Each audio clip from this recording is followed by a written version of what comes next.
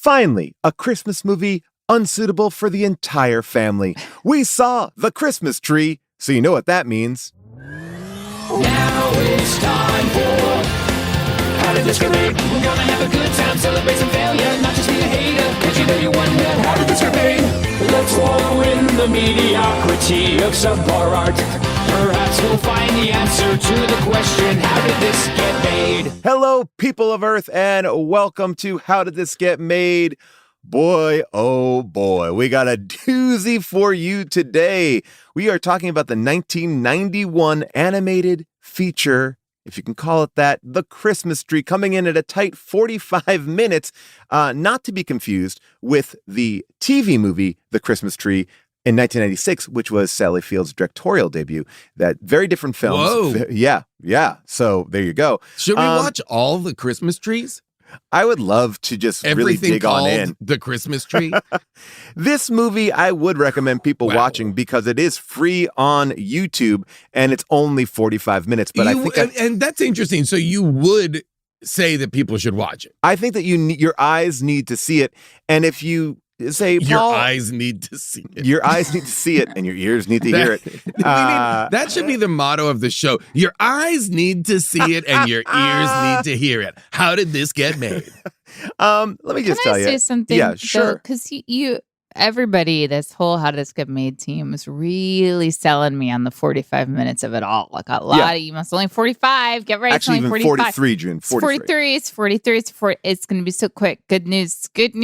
Only 43. Here's the link. 43. I felt those minutes. This was interminably long. It did feel about 90. It did. I did look at the watch when we do that times. Thing where you pause it to see how much is left. Yeah. Every time I had only gotten like 3 more minutes in, and it felt eternal. I was at one point like checking my own self because I was like, wait a second, is it not 45 minutes? Yeah, because I was watching. You'd all lied to me. The Brutalist went by quicker. Here's what I will say. I've taken more notes on a 43-minute movie than I've taken in recent memory on much longer films. I think the really distressing part, I'm sorry to interrupt, Paul, but we were in kind of a time panic was also because about 15 minutes had gone by when the narrator announced, so let's begin our story. Yes. That really, I was like, uh-oh. So much table setting for a 43-minute movie. In a way that I was like, not only that, but like even now having watched the movie in its entirety, I believe, I still am not sure the story the movie's telling. You know what I mean? Like, so little happens in the movie. In other words, and yet so many things happen that are terrifying. Too. The kids do get lost in the wilderness. Oh, a girl falls off a cliff. Yeah, that's true. A bear does attack them. Yeah, I guess I take it back. A lot does happen. Here's what I just will say for those of you who have not seen the film. Of course, that's Jason and June. You don't need to introduce the show. Call this a film? This short. If you've not seen The Christmas Tree, this is how IMDb describes it.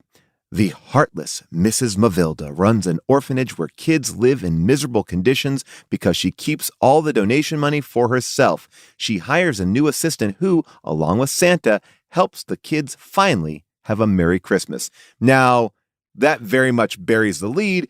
We'll get into all the reasons why, but I do want to start off with just the opening sequence, because this is a film that we all agree is interminably long, but yet the narrator is rushing through it. Like the narrator is like the Micro Machine guy. Here's like that opening narration.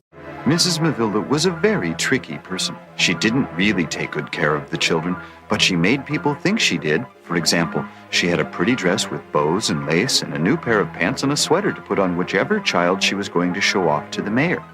This way, every time the mayor came by, he always thought that Mrs. Mavilda was taking good care of her children. But after he left a donation collected by the townspeople for the orphanage, Mrs. Mavilda would immediately take off the child's clothes and put them away in a closet for the mayor's next visit. That is insane. The speed in which he is reading that is very quick. Do you think that's just because they were like, oh, we got to fill the plot holes. We don't have enough we don't have enough money to animate the whole movie, so we'll just have the narrator. Weird, though, because at times I did feel like the voices were being sped up.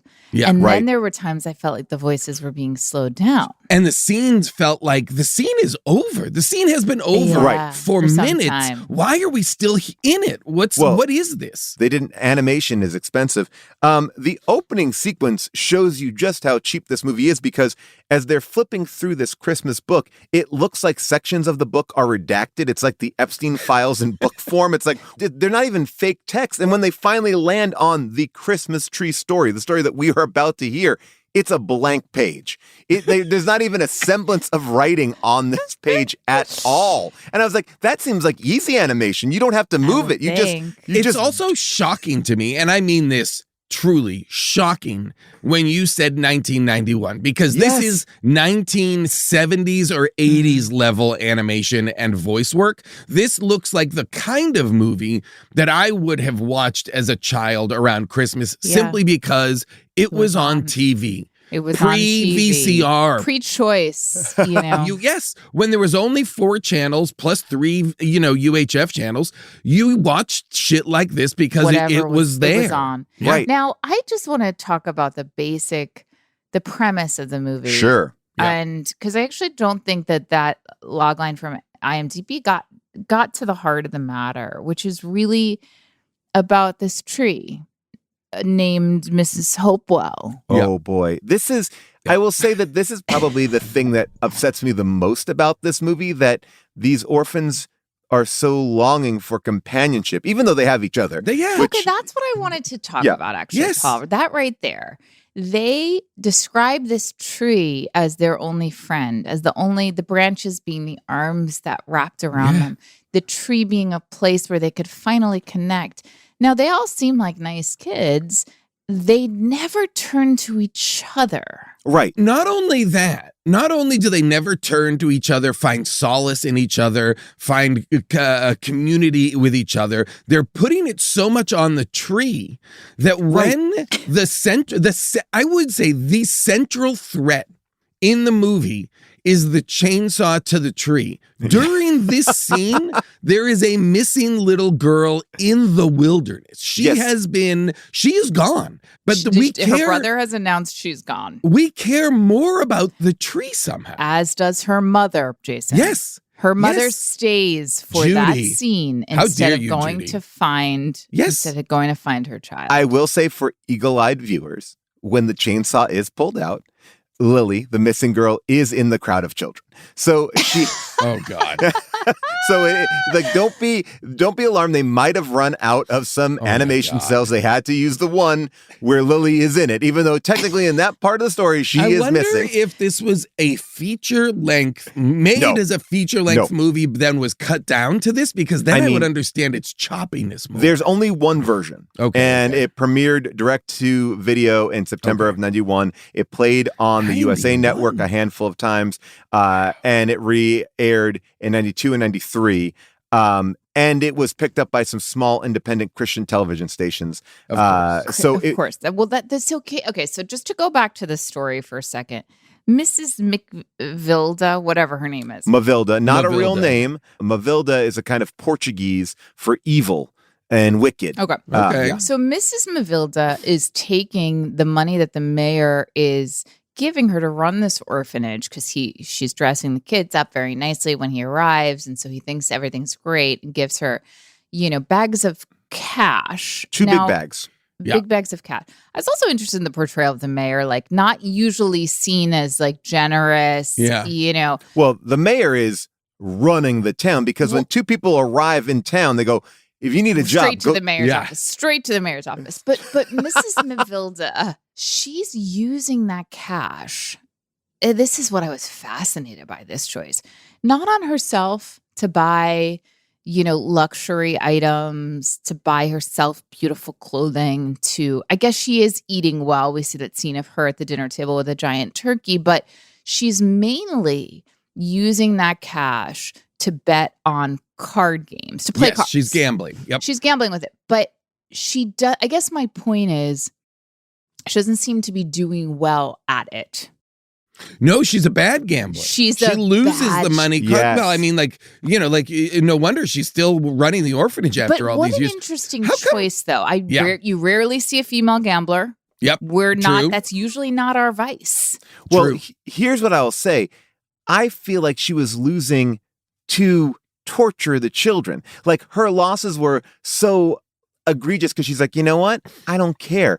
They'll go hungry. Paul, really? Yeah, because at one point she puts in all the money. She goes, here goes the children's money again. She's enjoying putting the money forward because she's like, it's but I don't think fun she money. wants to lose. I agree with you. She's not taking it seriously. She's enjoying the game, but I don't think she's trying to lose it so that she doesn't have to spend it on them. But I am curious that she doesn't want to keep it for herself. She wants that thrill of the game. I'm also freaked out about this house that she lives in because the house it's a nice seemingly house? It looks like a nice house. She has a bedroom that looks like it's maybe in a mansion that would be on like a very, like a Bravo show, and her office also shining. But then the kids live in abject filth, like wooden floors, like. Well, I think here's the question, I guess, and I'm dead ass right now when I say this, dead ass.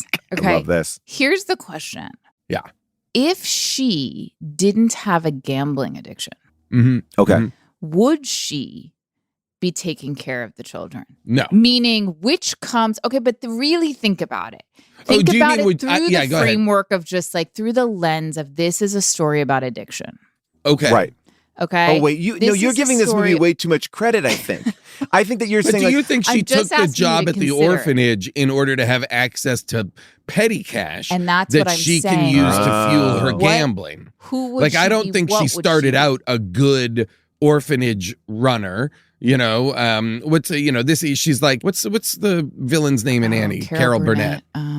Hannigan. Jesus, wow, that was wild.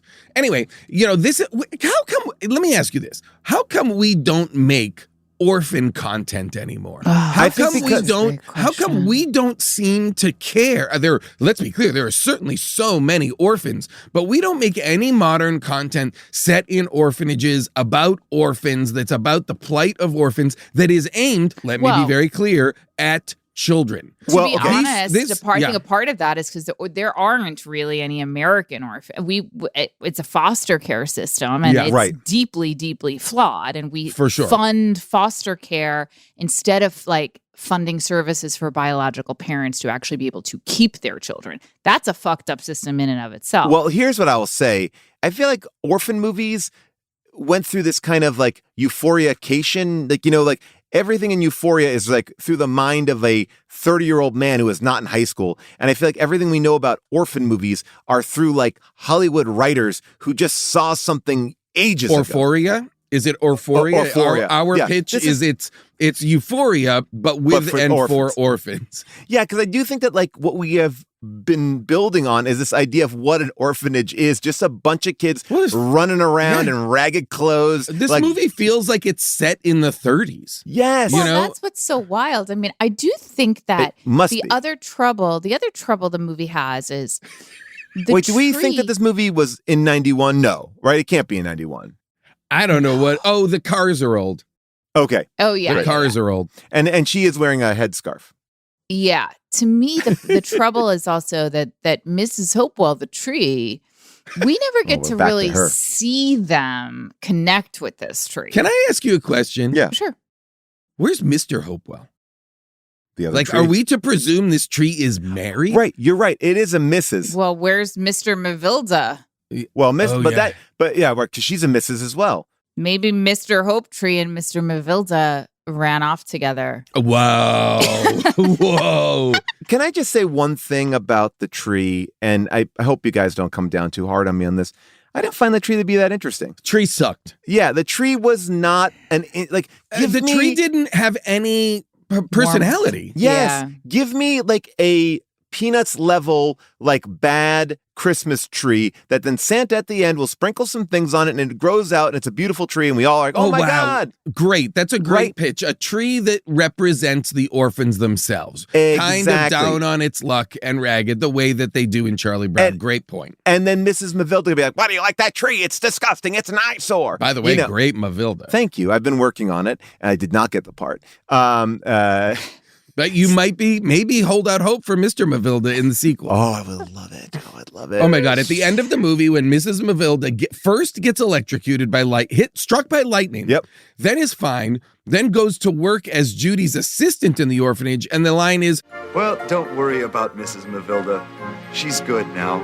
this woman has tortured these children and now still is in charge of them. But don't worry, she's good now. But by the way, she's good now. She learned that you always win when you are good. Wait, what? She never was good. Why is it still about winning? And why is she working at an orphanage where all the kids have been adopted? Well, I have to say that that's true. They seem to just live there. So by the way, I don't it seems know. like reckless to adopt that many kids in 7. one scoop. They adopt 7 kids and they have 2 more. But you know what? This town is going to keep producing orphans. Yeah, so what are they going to do?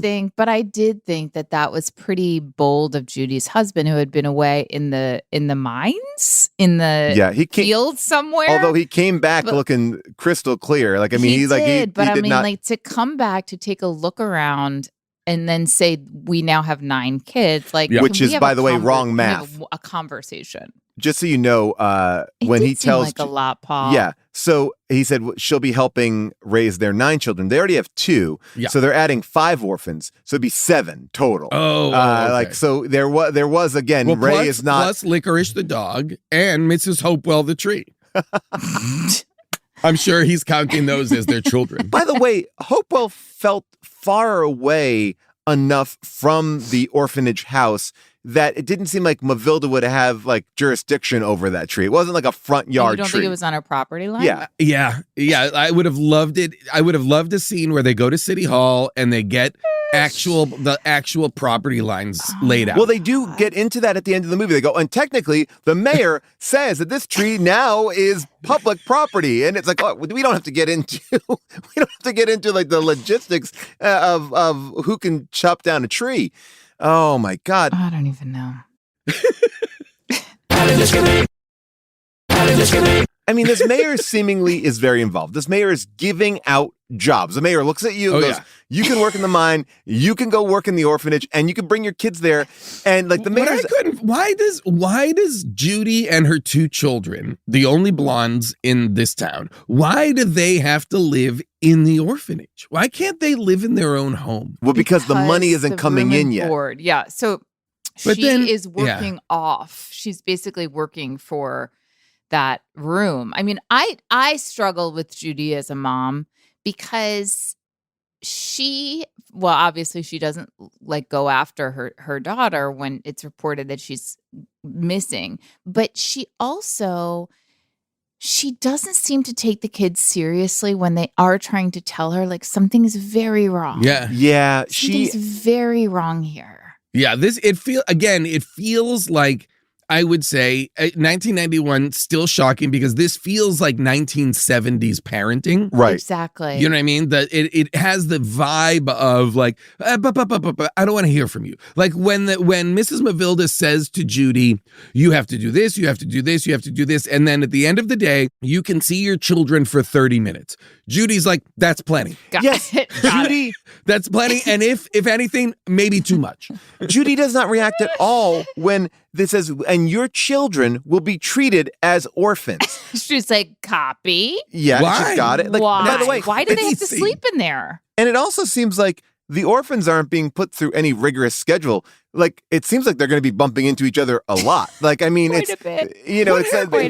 What happens with Mrs. Mavilda's plan to frame Judy for stealing I was just about from to ask the guy? There's a whole thing that gets put in motion that man. I kind of didn't then track. Well, I think that's put in motion so that the kids can escape to try to get to Santa to have Santa solve their problems. But basically, there's those kids would freeze to death immediately dead. Well, the plan changes twice, right? Because it's first the kids are going to go see the mayor.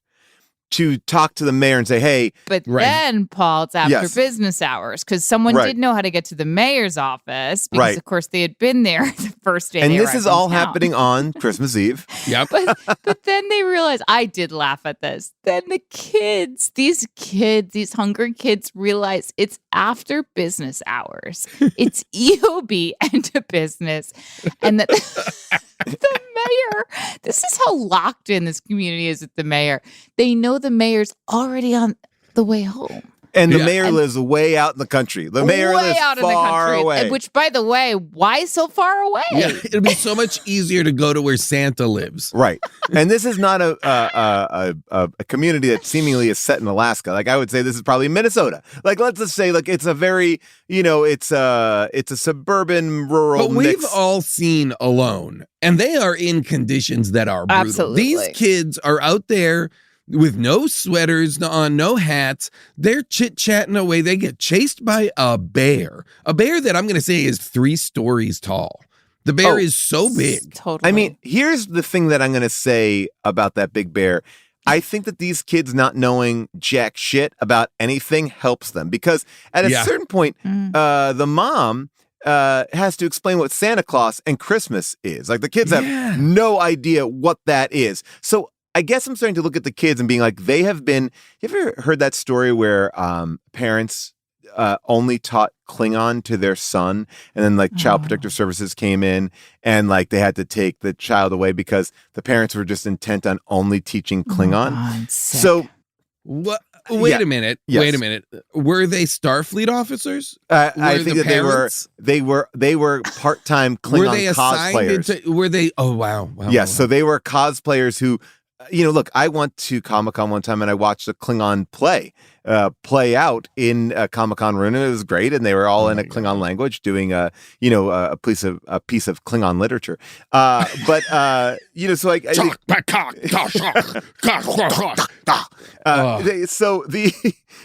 that to me feels like these kids have no idea what's going on. So they're like, yeah, trees are people. I didn't know about Santa. So when that bear comes, to me, I think that they look at that bear like licorice. Oh, it's another dog. It's a big dog. Big dog. Like, they're not like, they don't know. I'll be honest, I was rooting for the bear. I was rooting for the bear just because I was like, you to come out here like this is so irresponsible. I just felt bad that the bear had no Christmas Eve plans. Yeah. Did anybody wonder what happened with that giant accident that stopped Judy on the road from getting to pick up the package where she was going to be framed? Like, what? Judy what also, is that all about? Judy, I have issues with Judy as well because at one point, like, the kids are not speaking and Judy's like, hey, settle down. I'm like, they are settled. No one's speaking. Listen, it's completely let's silent. put a little respect on Judy's name, though. I was deeply impressed with Wait, Judy. wait a minute. Let's put some respect on her name. Just moments ago, you were dragging Judy's name through the mud. I know, but then I remembered how absolutely intrepid Judy was when she built that swing and that platform, whatever that slide. I have issues with that slide. A wooden slide, splinters in the butt. Yeah, I feel like that's but like they didn't have. No, she was very there. good. Like that was real. Now, where'd that stuff go? Did Mrs. Mavilda tear it down? She wanted to, I think so. Yeah, that she didn't like that it was there. She was, but when she goes to put a chainsaw to it, I don't think it's there. Yes, it doesn't appear as though those animated elements were included in the wide shots. I have a feeling that they had a daylight scene of the slide and the swing, but that the climax took place at night, so they like, could not bring it over. Yeah. Hold on 1 second. Are we to understand that Santa sent the lightning to strike Mrs. Mavilda? That's and didn't we all think that the lightning was going to bring the tree to life? Well, or am I the only one?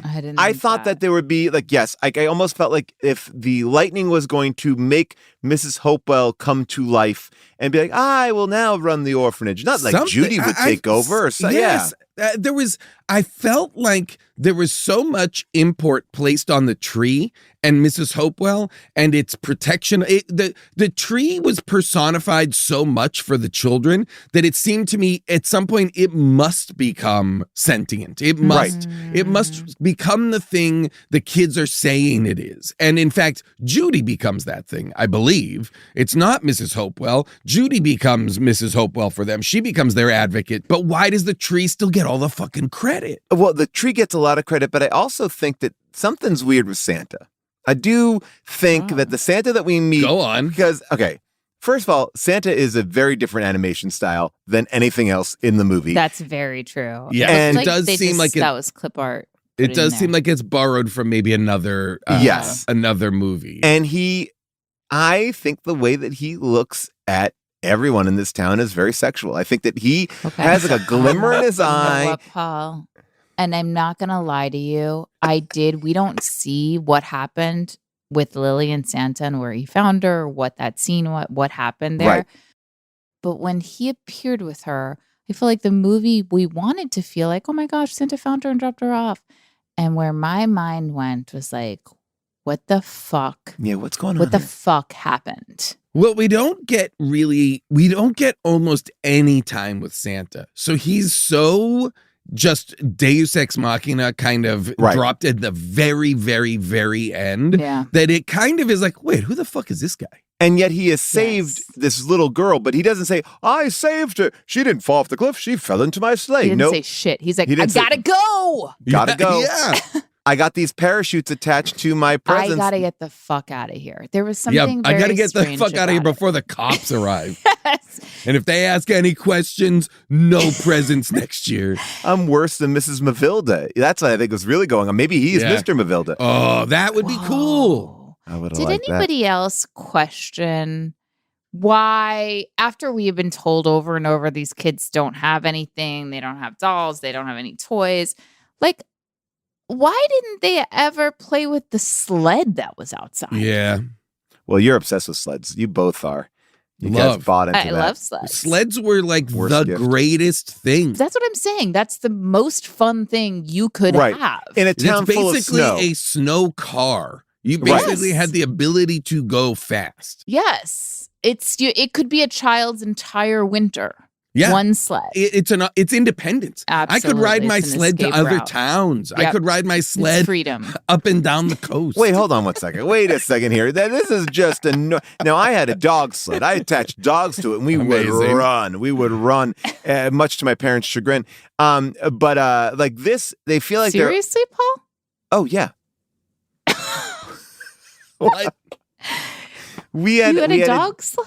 We had a dog sled. Like, not like, it was, No. we had, yeah. Yes, Like an Iditarod? No. Well, we had What are you two. talking about? All right, so we had two sleds. One was much more of a metal, so it had two wheels in the back, a little platform that you stood on, and then handlebars, and you attached dogs to the front, and then they would take off. There was a wheel in the front too, so that was the non-snow one. That was the one. This for is not real. Yes. You didn't have this. 100%. So it was like bicycle handle. So it was like.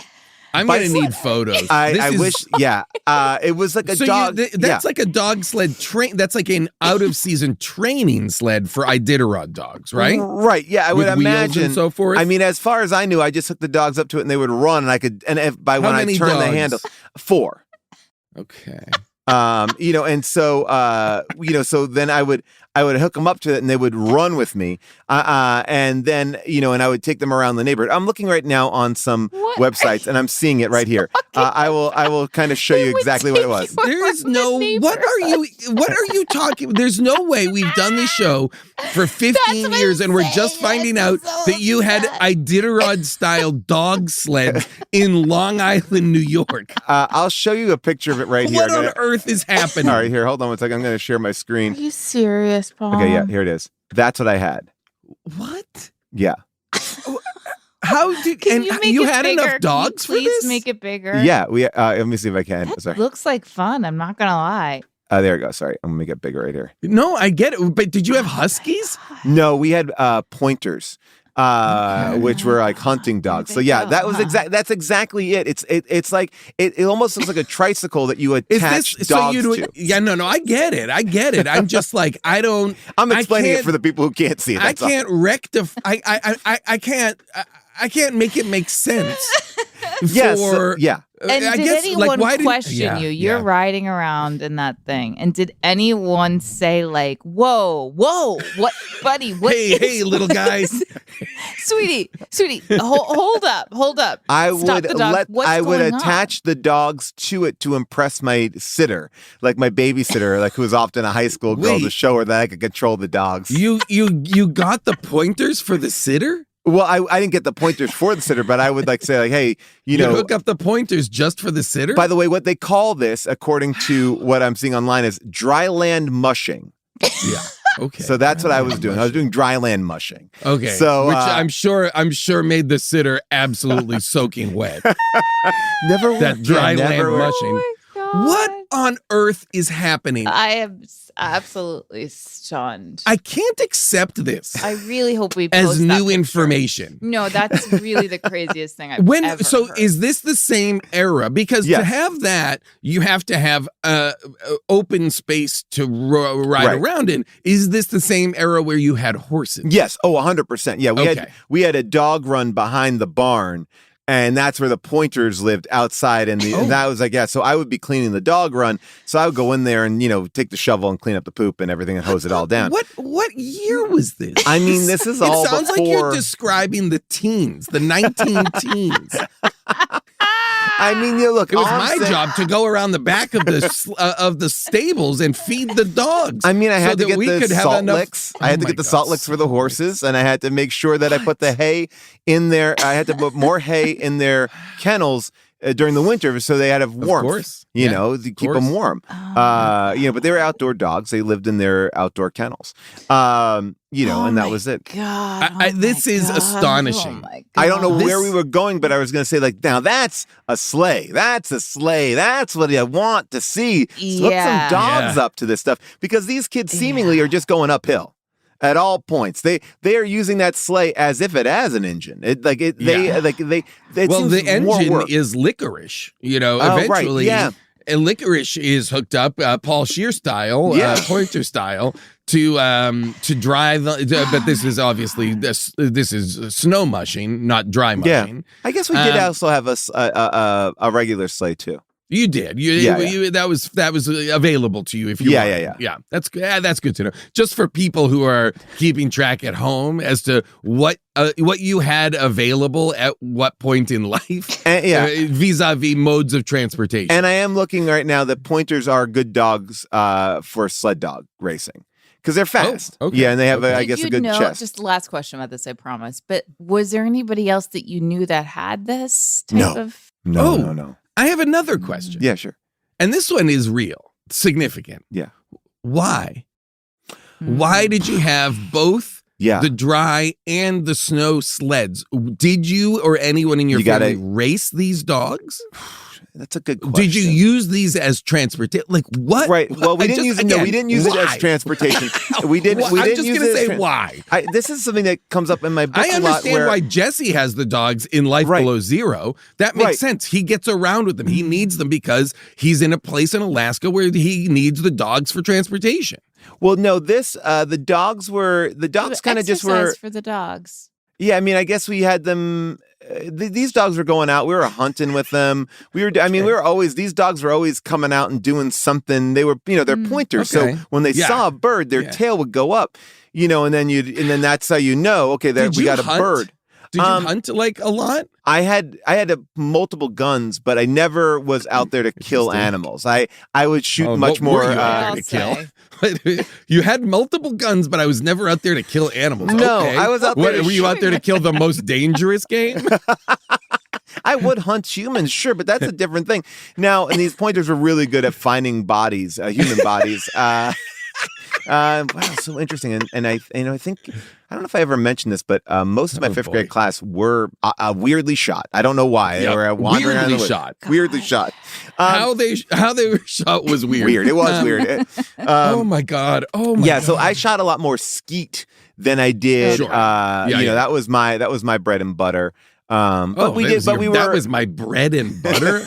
I shot plenty of skeet. That was my bread and butter. No thanks. I think I've told this on the podcast that I did kill a lot of quail. Okay. Yeah. So quail, like that's what you guys would do. You would go out and do quail hunting. No. Oh. We raised them, and then then we would chop off their heads and then put them into a defeatherer, and then sell them. Defeatherer? Yeah. Oh, God, this is so horrible. How does that work? It's basically like, imagine, and I'll give the funnier description of it. Their heads. I didn't do the chopping off the head. I did the thing where I'd stick them in the defeatherer, where you would hold them by their legs, and it's basically like a steel drum with, let me just say, for your visual, like a bunch of dildos attached to it. And so you like, so it's like these rubber things, and you put the bird in, and just pull it off. Yeah. Oh, okay. And you would sell the quail. Yeah, we sell that meat. You'd sell the quail meat. Where would you go to do that? Again, these are the things. I just did the chores. I guess, yeah. Okay, yeah. I got to be honest with you. I wish you'd asked more questions. I know, I do too. As I like, you were part of. I want to be clear. You were part of something. You were part of something that I don't think you understand. I guess I call it a chicken plucker machine. Chicken plucker machine is what I'm looking at. Yeah. Why, Paul?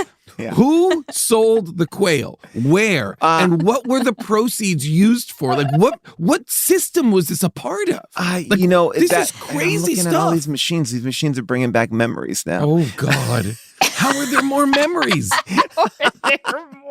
I guess I just felt like we were raising quail, so then we had to. Did you eat them? We had to sell them. We're not going to just keep a bunch. Like, we were raising a tremendous amount of quail. Yeah. I understand the concept of if you're raising quail, you're probably selling them. Yeah. But in what capacity?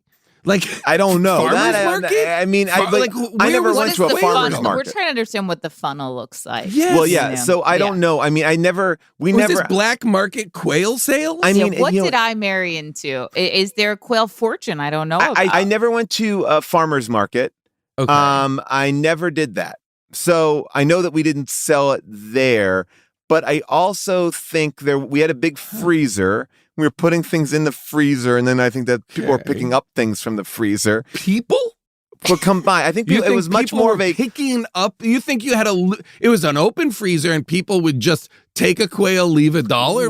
What is this? I remember distinctly saying, "We'll leave the garage open. You can come and get the quail." What?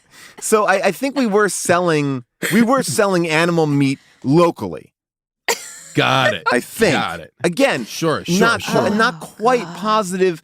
And again, I should have asked these questions. These are great. All these great questions. I would love to know if these were FDA. Yeah, go ahead. Yeah, you were just trying to get your chores done. It's like, so you could get on your dog sled and enjoy yourself. Like, I understand. I don't blame you. Hey guys, I want to hang out. I just have to defeather 300 quail so I can fill up the quail freezer in the garage that everybody knows will be open. Now, here's the thing that I will say. I definitely believe that we ate them as well. Sure. Because we were not raising, when you say 300, I would say we didn't have 300 at a time, So we were probably raising maybe like 50 quail. Like, so we were a low tier, probably and you go in there and the coop was just a mess and feathers and shit. Horrible. And you'd have to get in there and dig around. You lived with a quail coop. Yeah. This is just astonishing new information. The quail coop was on the property next to ours, which we rented the house of, but we kept the backyard. So that was like a deal that we had to give. Okay. You had the stables for the horses. On our yard. The kennels for the dogs. That was on our yard. That was in our yard. And then the other yard. Quail coop and anything. What else is in? Just so I have and I would love it if a fan could maybe just do a property sketch of all the information we now know from Paul. I mean, what a childhood. It feels like when you talk about your childhood, it feels somehow like, even though I know you grew up in Long Island, it feels to me like you grew up on Little House on the Prairie. Well, that, it is interesting when I do talk about it. It doesn't seem natural or right. And so when I did go back to look at the house, I was like, did I make any of this stuff up? And nope, I did not. Everything is still aggressively there. This is wild. I love this. I love the excavation of your childhood is... it is what drives the show. We have at least 2 more books coming, like mint. I did, as you said it, I forgot about us mushing. Okay, so Sorry for that detour. I apologize for that detour. In all sincerity, it was so much better than the movie. Truly. But now the fact that we now know you were a frequent dry musher as a child is huge information. For big information. The fact that I know the term dry mushing. Yeah. Now we all do. I thought that there was something sexual in Miss Mavilda called Mel Fast Fingers. Yeah. And Mel, for sure. She really does hang out with a bunch of degenerates. Yes. Like which I like. I was too. Like, oh yeah. Again, that was a choice that I really loved about the movie, which is that she was a gambling addict, and also that like her choice of she wasn't hobnobbing with the rich and famous. She was with the dregs of society. And she also didn't aspirationally have hopes. She wasn't trying to buy her way into society or buy her way out of the orphanage into a this or a that. Like, she just wants, I think, to party and gamble. And fund her habits. Yeah. That's why I think that she was losing the money on purpose, because she wasn't like, she just wants to shut everybody down, because she doesn't even invite the mom, to play cards. Like, it's not even like. What, Paul? I'm sort of coming around to your point of view, because they do say that about gambling addicts, that they don't actually want to win. Oh, really? Yes, that the desire is to try, and there's something in the risk of it, but it's not about actually winning. Oh, okay. Well, wow. So you might be onto something there. I did appreciate, it's definitely the animation of the time, but I did appreciate. I want to be clear. Well, it's not the anime. This was like. There was better. What are some of the other animated movies that are out in 1991? Okay. Like, there's Little Toy Mermaid? Stories that exist. No, I mean, this is like, a time of like Rover Dangerfield, Rockadoodle, American was like Tail. Little Mermaid time. American Tail, yeah, okay. I mean, but I loved that, at least in the 90s, all the women who were villains had purple eyeshadow. That seemed to be very, very important. And I also love, you like those pink lips? That when Judy went driving and she was on the road and told by that police officer, like, you're not going to get through, better turn around, she sped off like a bat out of hell. Did anyone notice how fast she drove? I did not clock it. She threw that car around into a turn and sped away. Wow. It was hilarious. I'm just going to say that Beauty and the Beast comes out in 1991. Okay, there we go. American Tail comes out in 1991. Fievel Goes West, of course. Of course. Rockadoodle comes out in 1991. These are movies that look very different from this movie. Well, I mean, there is something about it where it feels like these cells might have been purchased on a black market. You would even say maybe a Quail market, bespoke. Oh, boy. And you would get this, like, because there is something about it where this all feels left over. And look, I know these kids are supposed to look sweet and kind, but they all look like kids who are having terrible allergy attacks. Yeah. Like, their eyes are just big enough and watery enough to look like they're just like, their sneeze is like living right in their headspace.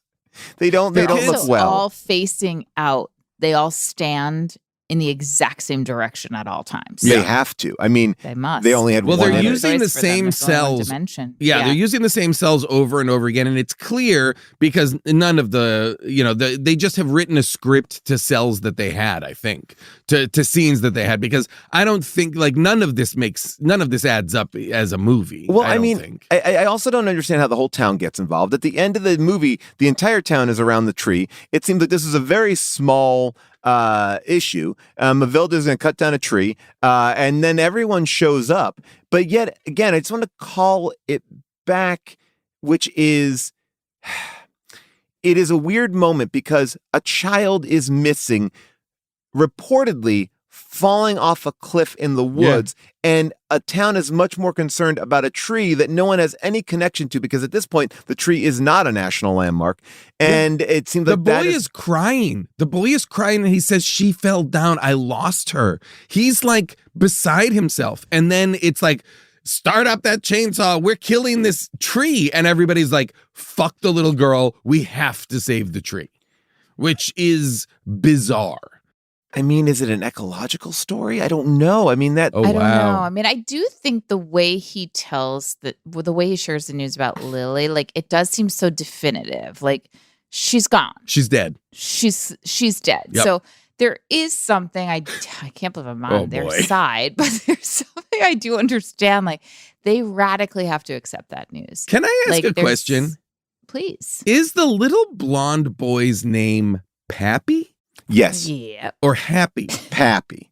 Pappy. Pappy. Happy. Now, why is he named Pappy? Isn't Pappy like an old man, like a grandfather's nickname? Like, you know, My Pappy. like, yeah, Pappy is not like, it's not a nickname. It's not a nickname for like Patrick or something. I couldn't wrap my head around the fact that this little boy's name is Pappy. Lily, Pappy, Pappy Kindle. Judy? You should call his full name, Pappy Kindle, which Pappy makes me Kindle. also wonder, the Kindle family, is this Amazon product placement? I mean, this is like War of the Worlds level stuff. You know, let's have the Kindles come in, and you know what? She can read to them any story, access anything they want, magazines, audiobooks, now in color. By the way, did anyone else wonder, like, what happened to the Kindles in their previous town? Yes. Where are they running from? Yes. And when they show up, the mayor is basically like, I'm going to put you in this job over here. Like, it seems like he's just getting placed, not based on his skill set. Are. Yeah, I have no idea. None of it. He's just being told to work at a lumber mill. That's communism. I'm going to be honest, that's communism. Whatever your trade is, it doesn't matter. You do this now. Right, For us, you are the people, your family belongs to the town. They're not yours anymore. Your family belongs to the town. They are community property. This is communism. I believe this is a story about communism. Well, I guess here's the other part of it. The mayor's coming with the bags of money. And the way he gives the bags of money is by seeing that the orphans are in nice clothes, right? But these orphans never leave. So she is doing a bad job, because I imagine part of being of somebody running an orphanage is like, you want to get some out the door. It's like running a car dealership. You wouldn't get more money in a car dealership if you're not moving product. I think she's getting has money. To fill out a report though every year. Like there weren't any placements, but like this many people came to see the orphans as potential adoptees. Like, because she must have to account for something. There doesn't seem to be, I'll be honest, any oversight. There's no CPS. There's no. It just seems his arrival with the bags of money. This town seems to be the mayor and Mrs. Mavilda. I mean, it is an orphanage that is run.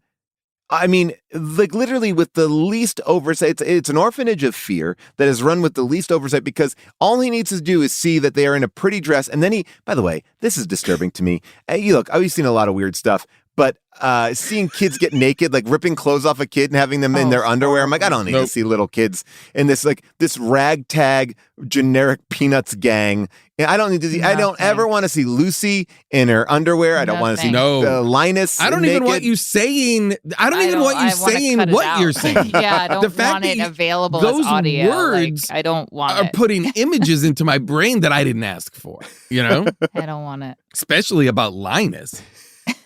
I mean, the other thing is, what world is this money? Like, is he like? I mean, we are also in a world where, like, why is the money in bags? Why is the money? I'm just thinking about that. Oh, now. Money's always in bags. Money's always in bags. You know, if this is run, if he's sort of running this as a communist utopia, then I do think that I do understand Mrs. Mavilda's gambling addiction a little bit more. Right. I understand the need for, like, excess and stepping out. Like, that does, even if it doesn't lead anywhere. Well, that also feels to me like the idea that this takes place in a frontier town, basically, where it is people are working in the mine or the mill or whatever. That's how they make their living. But really what it is, it's just lowlifes who are doing gambling and scheming. And it's Mrs. Mavilda and her poker friends. Yes. You know what we don't see is a ton of like townspeople who are like good people. We just see villains, and the only good person really is the mayor, I think, and Mrs. Hopewell, the tree. Well, and Judy. Sure. And Licorice. I don't trust Licorice. I don't trust Licorice either. Licorice, I feel like left Lily. Licorice should have gone after Lily. Like, I will say no. Justice for Licorice, because I think Licorice did do a good job fighting the bear. okay, you're right. You know? Yes, which but It's an should have been incredible killed. job. I think should have been killed. was that bear the same bear from the Jungle Book? It did look like they may have It is stolen. Baloo. Exactly It's definitely like Baloo. There was this one moment where the mayor does say, like, there's weird editing. Of course, like, I think you're right, Jason. Like, there's points where they're like, they have too much time and they're rushing. Then there's points where they don't have enough time and they're cutting. So you're this weird thing where like the end of the movie is like, and then it's all good and she's great. And we don't even see any images of her. It's just a wide shot saying that everything worked out great. It's like, the way that I get when I'm trying to tell my kids something. I'm like, yeah, it's fine. It's fine. They worked out and everything. Yeah, don't worry about it. They're fine. They're good. But there's this one moment where the mayor goes, I've got enough money here to get the children new clothes. And still some left for their Christmas. Like, it's like there's a long beat. I've got enough money here to get the children new clothes. And still some left for their Christmas presents. Like, it's like I was like, what happened? Like, did he have a mini stroke? There's a lot of that kind of stuff where it feels like it's just because they have more footage of the mayor talking. So they're going to fill it up and make it last. It almost feels like that's what I mean. It feels like when you watch an old TV show and you're like, why is this scene 7 minutes long? Right. The plot points were over minutes ago. So why is Magnum still hanging out at the King Kamehameha Club just to watch somebody fall down in the sand? By the way, I mean, I would imagine that Mavilda would also get put in jail. It seems like a very lax system that would be like, you know what? Well, and that's Judy's fatal flaw. Yeah. Okay. And that's where Judy is, her underreaction, her willingness to turn a blind eye, her need to like rescue Mrs. Mavilda and not restore justice to this town is really deeply troubling. It's there is no Mrs. Mavilda shows no remorse. She really doesn't have a real turn in a way that you're like, just she got caught. Do you feel like the lightning strike like kind of shocked it out of her, like electroshock therapy? Like it just like I would have loved if they showed that. If she was like, after the lightning strike, she was like wonderful and loving and lovely, you'd be like, okay, she's changed. Santa changed her with lightning, or like it was a stroke or something. When because people what we don't hear at the end is that Mrs. Mavilda stopped gambling. No, she's just good now. Well, now she maybe just gambles smaller amounts. Yeah. By the way, again, you said justice for Judy. June, I just wrote this line down. There's a moment where Judy tells the kids that they won't be getting the new clothes, and then the kids are upset, and she says, please, children, don't make it more difficult for me. Yeah. I know. Listen, I'm so back and forth with her. I just admired her carpentry. What can I say? Here's the thing. Judy is up against insurmountable odds. So she cannot help but fail over and over again because it's simply too much. That being said, she could do better.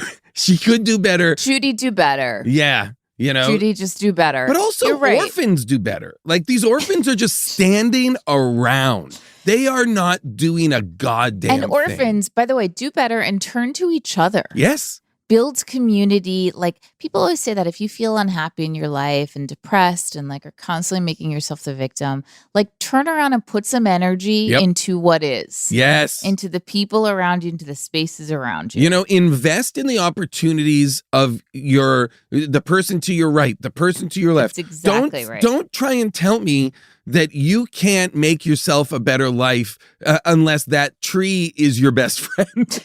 Wait, well, okay. So I guess if I'm going to take away all the things that we've been saying about this movie and just judge it in a way that's like, what was the intention here? Like, what is the Christmas moral of this story? Such a good question. Like, I don't think there is one. Believing? No. Nope. It's not about believing. It's not about the Christmas spirit. It's not about love for each other instead of craving gifts and so forth. I mean, it's not about the spirit of Christmas. They do it's say not wish about, harder at one point. It's about one of the, you know what they do is the kids all want things. And then the kids are like, I shouldn't want things. I should wish instead for Mrs. Hopewell, the tree, to be saved. Right, but also, of all the people who don't want things, the kids should get some things. The kids have not gotten anything. They don't have clothes. They don't have toys. They don't know what Christmas is. They have such shitty attitudes. I mean, they really do. The kids are sleepy. I mean, the kids seem like they are, starving. The kids seem like, I'll be honest, the kids seem like Mrs. Mavilda's giving them a Benadryl every morning. I do think they might be on drugs because, like, the fun thing about orphan movies, and I know this is wrong, but when you're watching them as a kid and you're watching Annie, as horrible as the Miss Hannigans of the world are, there's something so appealing about the kids being together. Yes. Even Oliver sleeping in the same quarters, one of the little one being way more of a rascal and taking risks, and the other one's having, like, there's something so compelling story-wise watching these stories as a kid. Yeah. I am this. I am that one. Yeah. I'm a voice in the animated movie The Twits, which is one of the Roald Dahl books. Yeah. Which has very fun up to stuff orphans. The orphans are driving the story because they have the ability to go out into the world and stir shit up. And so they do. And it's a blast because the orphans they have agency. They're not just sitting around waiting for some Judy to come make it fucking better. But Jason, this is the thing that you have refused to talk about. You also play a mayor in The Twits, and true. You are not talking about, like, you have been in this position. I mean, what is the mayor doing right? What is the mayor doing wrong? It's so true because the mayor does not support the orphanage in any way. Like, he doesn't show up. My character, the mayor, doesn't show up with bags of money. He is so much more focused on his re-election campaign. Okay, so does your character address Roald Dahl's anti-Semitism at all? He does not, but I will say his butt explodes. Okay. Oh, okay. Hey, that's fair. Look, you can't win them all. His butt swells and swells and swells and swells until it explodes. Not a fart. His butt explodes. Well, that is upsetting. So, do you feel like it was an asshole that exploded, or it was like a butt cheek explosion? I'll be honest. The director, the wonderful director, Phil Johnston. I asked him so many times, "What has happened here? What is the injury?" Because you then later see him in the hospital in traction, and it looks like they've done some cheek surgery. Right. You know what I mean? What was this? I need to know so I understand how to play it. Well, of course. So I understand how to inform my vocal performance. Right. You don't want to be like this guy who becomes Jimmy Stewart at the end of the movie, and in the beginning of the movie sounds perfectly normal. Holy shit. This is truly one of again, we keep on saying this recently, like, these are movies that are blowing our minds because I'm like, I did not know this existed. And in 45 minutes, I have more questions than I ever have had. But here's the thing. I am so looking forward to the time when I'm going to say 45 minutes from now when I have forgotten this movie. It's already I'm so looking forward to that time. I'm thrilled, by the way, to still be thinking about and laughing about and talking about my boyfriend's back. Oh, yeah. But this, I hope to never revisit. This I want wiped clean from my memory as soon as possible. This is, to answer the question you're leading us towards, Paul, I do not recommend this. Really? Movie. I found this to be, to what we were saying earlier, so weirdly long, even though it's short. So the scenes are so boring and so drag on with just either exposition or unnecessary information. I couldn't make heads or tails out of it. Well, and I will say, I kind of feel the same, and we did keep our 9-year-old up last night a little bit later than usual. To 10 p.m. Like, you can watch the movie with us. Oh God! And he wanted to go to sleep. Yeah, I he can't was like, wait he until turned your over. sons write books that are revealing the way Paul's book is revealing, but all of the stories are about all of the movies they were exposed to. They have seen, and by the way, we get excited when it's a kids movie. We're like, oh, finally, you can watch it with us, like the fart movie with Rupert Grint. Oh, yes. You know, and that one I think went over better. I'll tell you this much. I will read you one or two of these second opinions because, but I don't trust them. But here we go. It's now time for second opinions.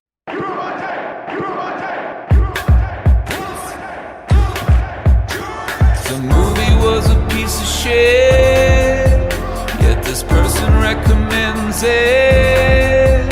Tell me, what is the message? Maybe that art is subjective. I need a second opinion. So it was very hard to find second opinions for this. So we had to go to Letterboxd. It's not a real movie. It's not a real movie, yeah. So we had to go to Letterboxd, even though it went straight to DVD. So it should be able to be reviewed on Amazon. Pisswater Dead Girl. Okay. On Letterboxd. Okay. This is so wonderful. The real children voice acting adds such a beautiful, homey vibe to the whole thing. Oh, yeah. Their eyes are so somber. It's enchanting. I like this a lot. 5 stars. That does seem earnest. It does seem earnest. And I will say one of the things that they mentioned that we did not mention, I don't think, is that, yes, all of the orphan children's voices are little kids' voices. Yes. And you can tell, and the kids are struggling. Well, I will tell you this much. The actress who played Lily, 7 years old, is the real-life daughter of the actress who played Judy, and the actor who played Pappy, who is 10, is the real-life son of the actor who played Bob. Okay. And all of the actors in this have one credit. Most of the cast is made up mainly of friends and family of the animation crew members. I'm not surprised. They save some money here. No union fees here. And of course, there's a little boy in this movie named Pappy. So we follow Pappy. I mean, like, just talking about Pappy. I can't wrap my head around a little boy named Pappy. I will say that 47 Ronin writes, a tragedy. Miss Mavilda is what Lily will become in a few decades.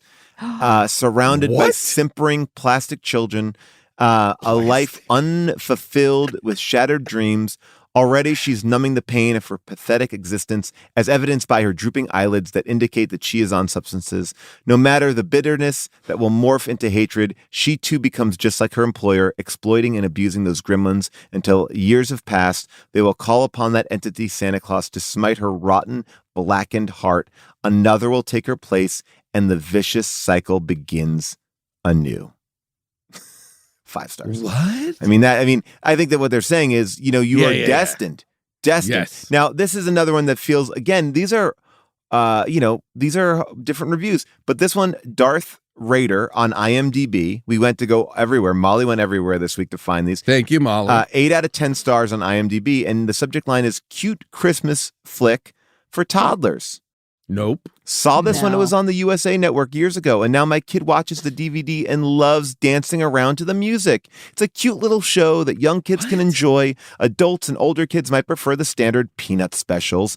Since this one is comparatively a bit rougher and over-narrated, the story is non-traditional, but it's a nice change from those same old archaic stories of reindeer with light-up noses and talking blobs of snow that our grandparents grew up with.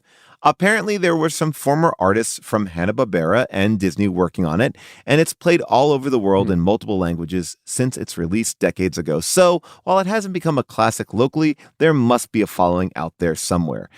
I believe this was written by someone who worked on the movie. Yeah. It feels like it. It feels like gotta be. It makes no sense otherwise. This is this isn't that. By the way, what we saw is not that. By the way, this is the first time ever in the history of the show that there are only 2 reviews on Amazon. 2. Oh.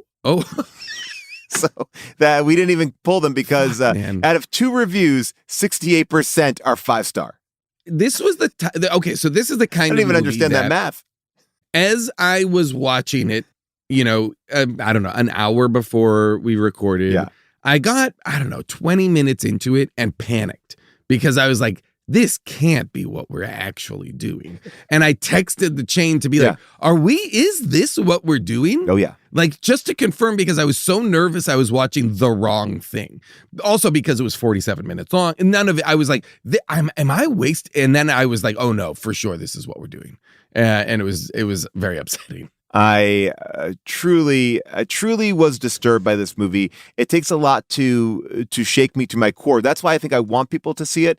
I know that YouTube don't. You wanna gatekeep this movie, but I believe that children, everyone needs to see it, and then respect the Rankin Bass, the Peanuts a little bit more. What are the? Do you guys have holiday movies now in your family that you watch in the holiday season? Oh yeah, big time.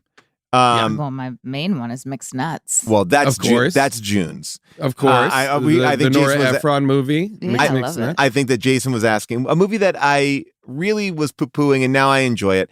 The family ones, Home Alone, big hit. Home Alone 2, maybe even a bigger hit than Home Alone 1.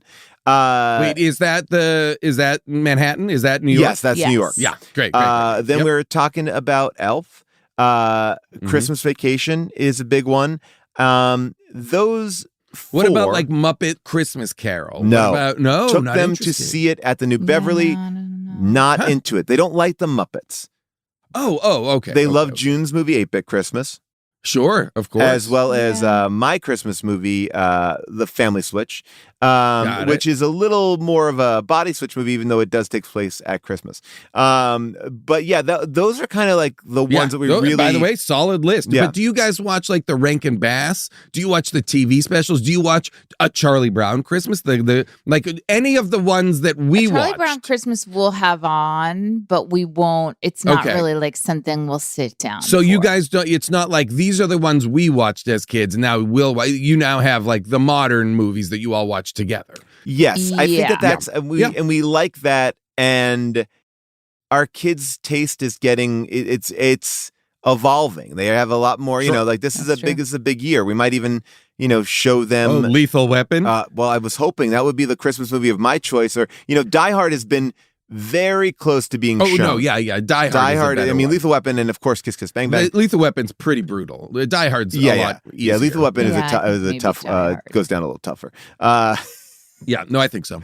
But fun though. Yeah, so I like it. Maybe we'll try a Rankin Bass. Although I Family Stone. Were you guys on Family Stone? You know what? I would love to try that out. I honestly had forgotten about it. You know what I haven't watched? Because I like the Family Stone. People hate it, but you know what I haven't watched in ages that I'm gonna revisit this year is Home for the Holidays. I love Home for the Holidays, and that's a Thanksgiving movie in my opinion. Yes, it is. Yeah, so it is with like Planes, Trains, and Automobiles. One of the very few. Yes, one of the very few. Well, also, did we talk about Christmas Vacation? You said that. Yeah, Paul. Christmas Vacation is okay. big. Yeah, Christmas Vacation to me is a very important. It was a very important piece of my child, or it felt like a formative Christmas movie. I will tell you the movie that I have gone off of. I used to love A Christmas Story. Love it. Now, if I put it on, it irks me in a way. It bothers me in a way that I don't like at all. I prefer to watch, and I know I'm in it, but I do prefer to watch 8-Bit Christmas. There you go. Yeah. I mean, I also I think The Holdovers is going to make a showing now. I think I will watch that. I like The Holdovers. That's a good one. I like that in a Planes, Trains, and Automobiles way. Yeah, that's a nice one, and I think we were enjoying. We're gonna watch them all. We get into it. Like I feel like the kids might like Jingle All the Way. Oh yeah, that's good. Oh yeah. I mean, I don't know. I'm so excited to stop talking about this movie and watch all of those movies. Oh my god! Wow, so excited! I'm already. I'm so glad to tell you guys. I'm already forgetting this. Wow. Movie. But please don't forget me mushing Dogs on Dry Land. Jason. None of us will ever forget you dry mushing and also your gray market quail hunting and your feathering. Here's the thing. We are going to continue talking about Christmas, the three of us in person with Jessica St. Clair on December 10th. We are going live and worldwide with our annual holiday tradition. How did this get made? A holiday for your ears and your eyes, because we are doing it via video. We'll be in the same room. It will be a lot of fun. There might even be some fun treats. We'll be announcing the movie very shortly, but you can get tickets. I mean, you've been listening to this podcast for so many years. You have no idea what we look like. No idea. Why not tune in to the live stream? See us in real life. And so get your tickets at howdidthisgetmade.com or just go right to Veeps. Jessica St. Clair will be there in person, which means no tech issues, but will she get there on time? Question mark. It really is a question mark. Oh, there's no way she'll be on time. I'm willing to say that. Now, June, you are going to be doing a Christmas special a couple days before ours, right? That's right. Now, this is a different type of Christmas special, and I do hope Jessica can make it because she is, hosting it. Okay. So I do hope she will be there. But this is our deep dive second annual Christmas Spectacular.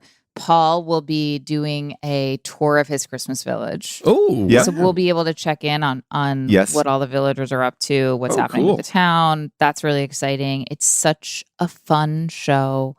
We will be talking trees, and we have a professor of holiday studies. Yeah, Staff Shear. Wow. Yeah. Paul's cousin will be coming on to discuss Krampus.